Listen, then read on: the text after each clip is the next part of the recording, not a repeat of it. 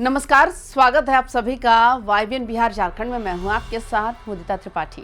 बिहार का अगला मुख्यमंत्री कौन है, ये वो सवाल है जिसने पूरे प्रदेश की नींद उड़ा रखी है। लेकिन इस सियासी उठापटक के बीच राष्ट्रीय जनता दल यानी आरजेडी की तरफ से एक ऐसा बयान आया है जिसने आग में घी डालने का काम किया है।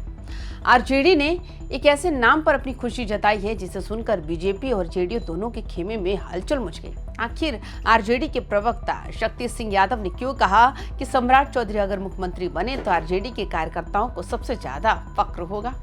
क्या ये सम्राट चौधरी की तारीफ है या फिर बीजेपी के अंदर सेंध मारे की कोई नई चाल? और इस पूरे रेस के बीच नीतीश कुमार की रातों की नींद क्यों उड़ी है? आज की इस विशेष रिपोर्ट में हम आपको बताएंगे बिहार की सत्ता के उस सीक्रेट प्लान के बारे में जो अब धीरे धीरे पर्दे से बाहर आ रहा है। वीडियो के अंत तक बने रहिए क्योंकि लालू की पाठशाला का वो सच आज बाहर आएगा जिसे बीजेपी छिपाना चाहती है। दोस्तों, बिहार की राजनीति में इन दिनों कयासों का बाजार गर्म है। आरजेडी प्रवक्ता शक्ति सिंह यादव ने सोशल मीडिया पर साइड एक्स पर एक पोस्ट डाली और सीधे सीधे कह दिया कि मुख्यमंत्री तो अब बीजेपी का ही बनेगा, इसमें कोई शक नहीं है। लेकिन असली सस्पेंस तो उस नाम को लेकर है जिस पर शक्ति सिंह यादव ने दांव लगाया है। उन्होंने कहा कि मुख्यमंत्री पद की रेस में वैसे तो कई नाम हैं, लेकिन सम्राट चौधरी इस वक्त नंबर 1 पर चल रहे हैं।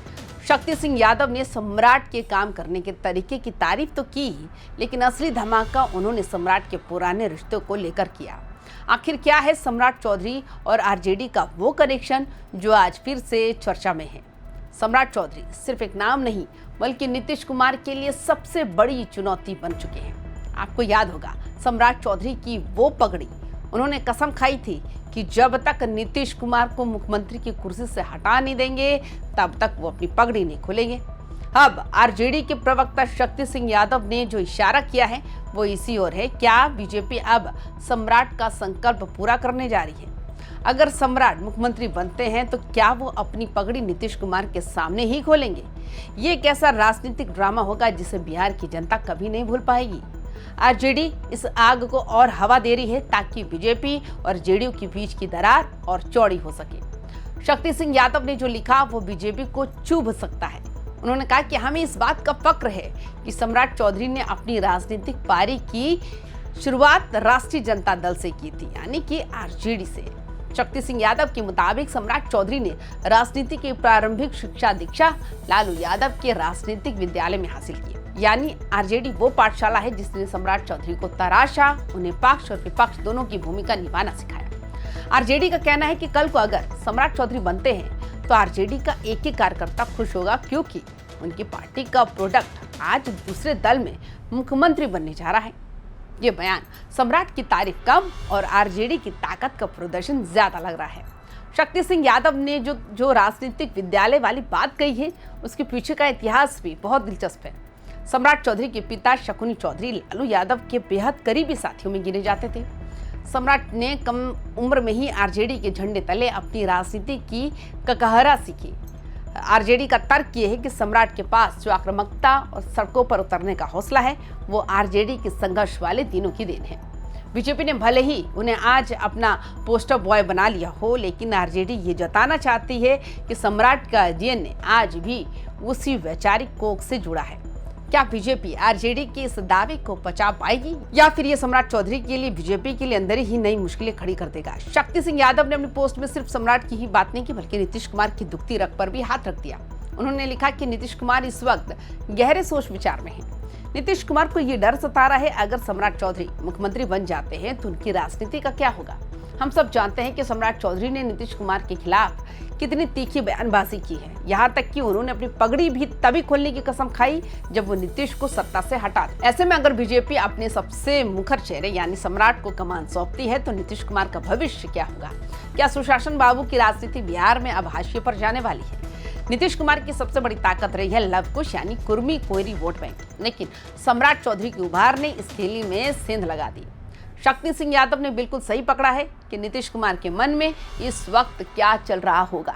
अगर बीजेपी सम्राट चौधरी को मुख्यमंत्री बनाती है तो कोयरी समाज का नेतृत्व सीधे बीजेपी के पास चला जाएगा। नीतीश कुमार को डर है कि उनकी बची खुची सियासत भी इस बदलाव में कहीं सिमट न जाए। सम्राट चौधरी का कद बढ़ना मतलब नीतीश कुमार का कद छोटा होना।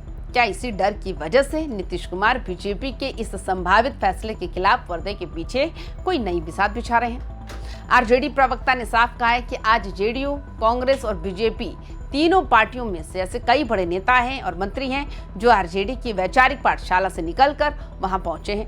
उन्होंने उदाहरण देते हुए भी कहा कि कई ऐसे नेता हैं जिन्होंने जेडीयू, कांग्रेस और बीजेपी तीनों में अध्यक्ष की जिम्मेदारी संभाली, लेकिन उनकी जड़ें आरजेडी में ही थी। शक्ति सिंह यादव का कहना है कि आज के दौर में लालू जी को अपशब्द कहकर कोई अपनी राजनीति चमका तो सकता है, लेकिन वो वैचारिक कटिबद्धता कहां से लाएगा जो आरजेडी ने अपने कार्यकर्ताओं से भरी है।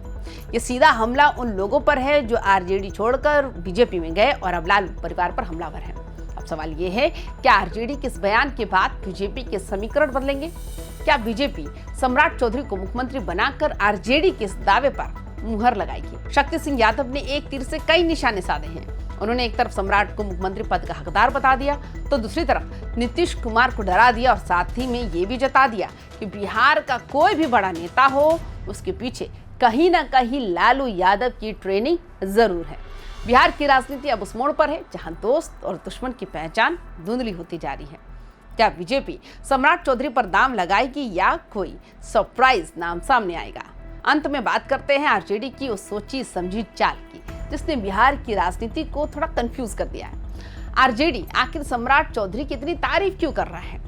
जानकार कहते हैं कि आरजेडी की रिमोट कंट्रोल पॉलिटिक्स है।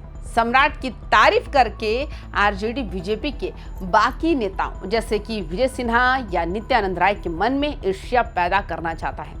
साथ ही वो पिछड़ा वर्ग के मतदाताओं को ये संदेश दे रहे हैं कि बीजेपी में जो भी बड़ा नेता है वो असल में लालू जी की देन है, यानी मुख्यमंत्री चाहे कोई भी बने, क्रेडिट तो लालू यादव की पाठशालाओं को ही मिलना चाहिए। कैसा माइंड गेम है जिसमें आरजेडी की बीजेपी को फंसा दिया है। तो दोस्तों, आपको क्या लगता है, क्या शक्ति सिंह यादव की बात सही है कि सम्राट चौधरी आज जो कुछ भी है वो आरजेडी की वजह से है?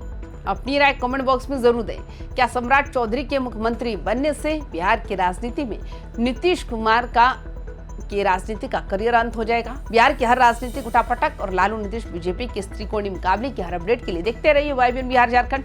वीडियो को लाइक करें, शेयर करें और चैनल को सब्सक्राइब करना ना भूलें, क्योंकि सस्पेंस अभी बाकी है और आगे भी बहुत कुछ है। जय बिहार, जय हिंद।